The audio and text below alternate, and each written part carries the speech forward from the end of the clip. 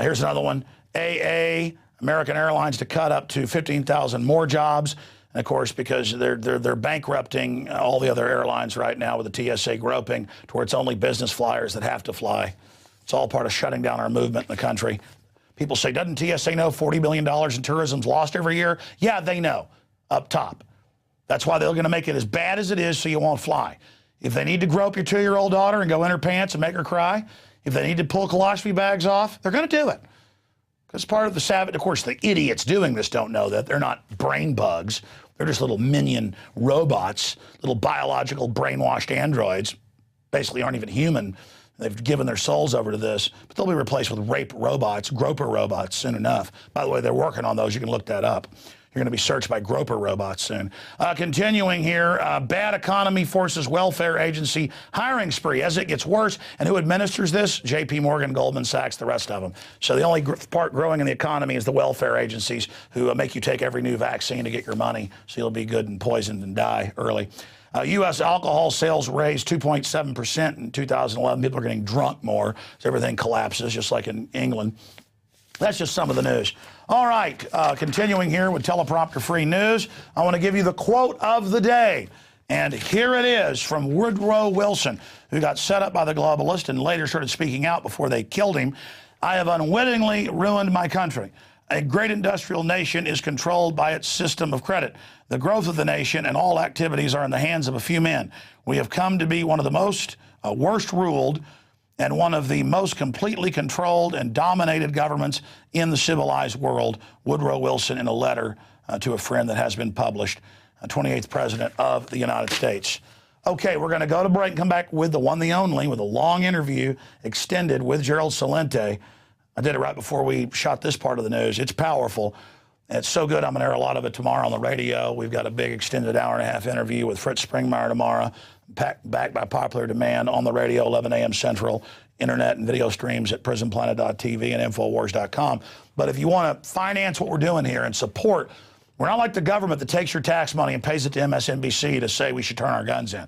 We're funded by you volunteering and becoming a PrisonPlanet.tv member. We got 15-day free trial going. We're going to extend the 44% off for one more week so folks can get that early bird special on a year membership, 44% off, PrisonPlanet.tv. And if you're watching this out there on the web with the millions that watch it every week for free, that's great. It's those that are members that pay it forward and finance our operation so we can reach out to you. But think about becoming a member if you haven't been one, if you believe in what we're doing at PrisonPlanet.tv. All right, that's it for this segment. We'll be right back with Gerald Celente.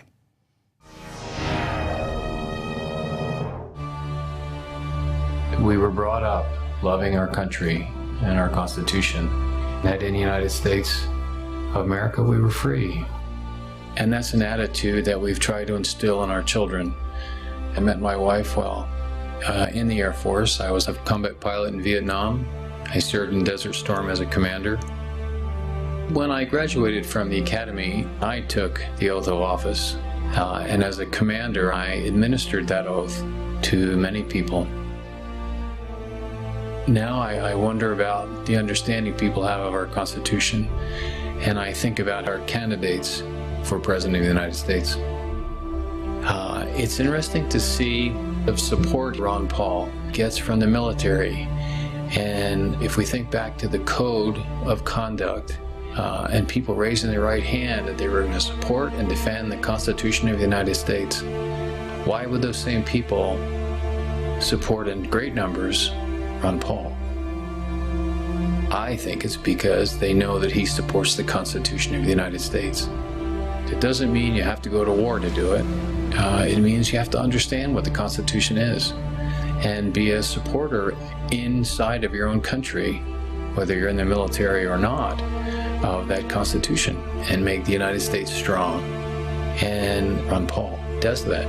That's his feeling, that's his thrust. And that's why if you look at the percentages that support him in the military, it's huge.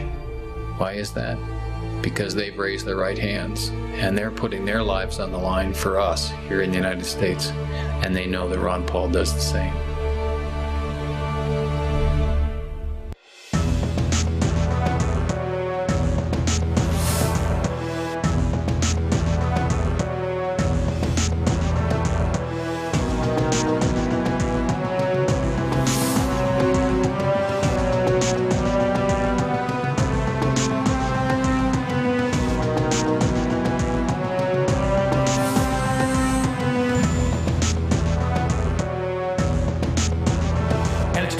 comfort zone because these people aren't playing games. 9/11 was an inside job.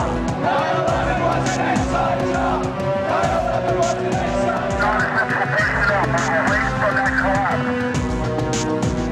We're going to organize. Humanity's going to come together.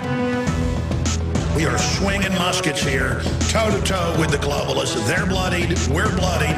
It is absolute, total war.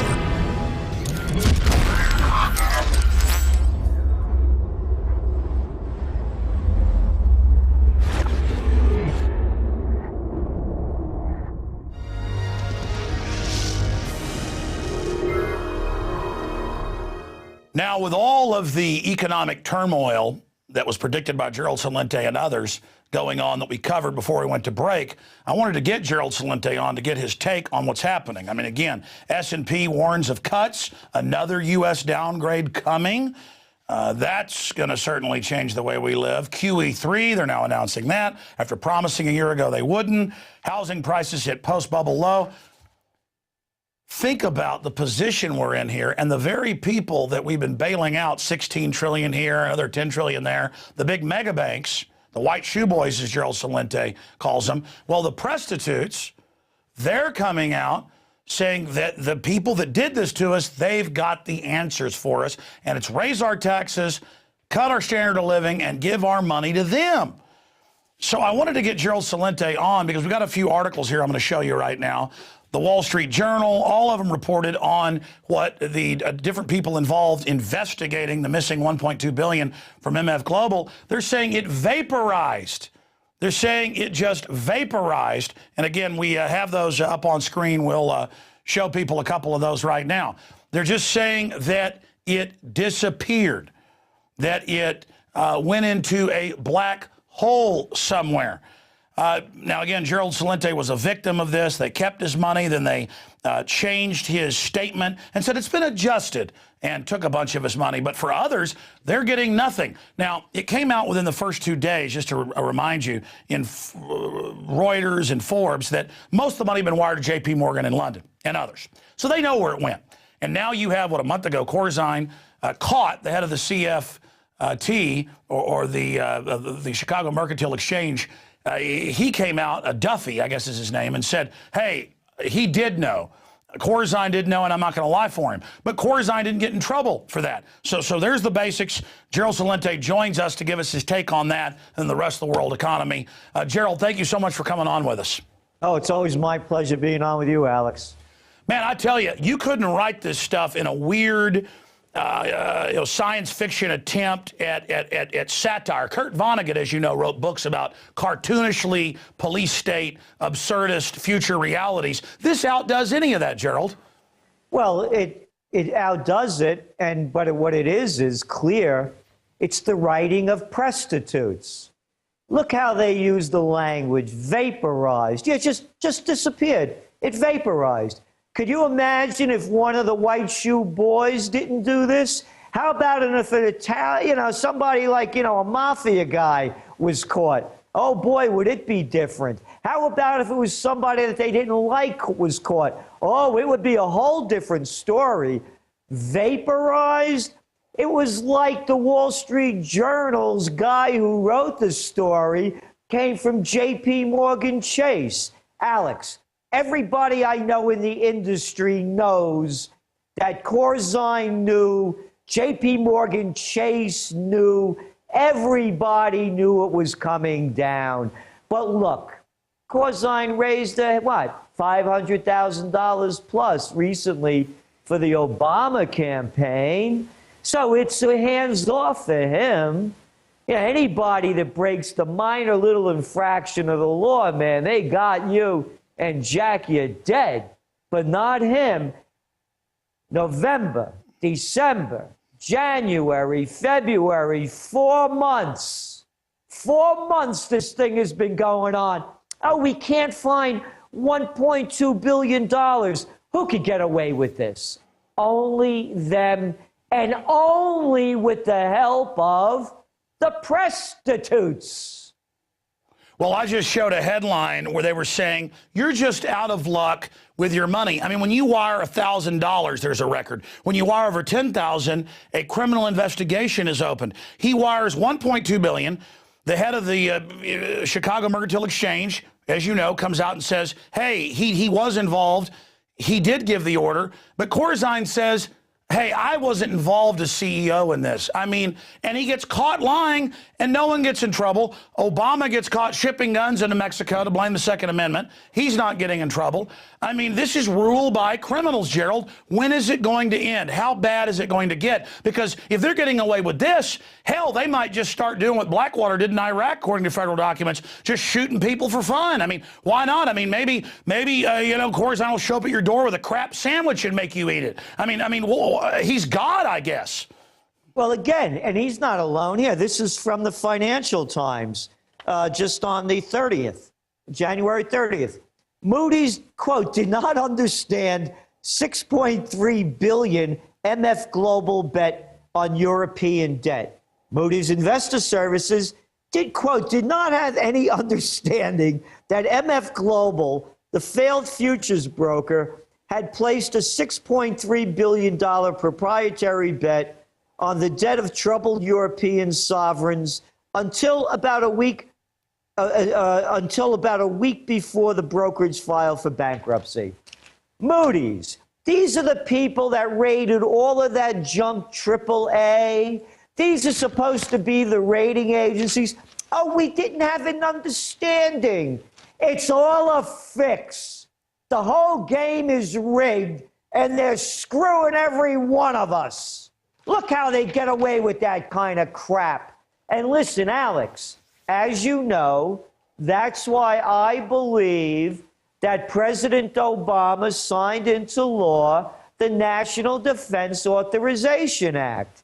So now it allows the military to take out people like you and me who complain because the whole thing is crashing down. As you said, Corzine could show up at your door and make you eat a crap sandwich because he'll have the goons behind him.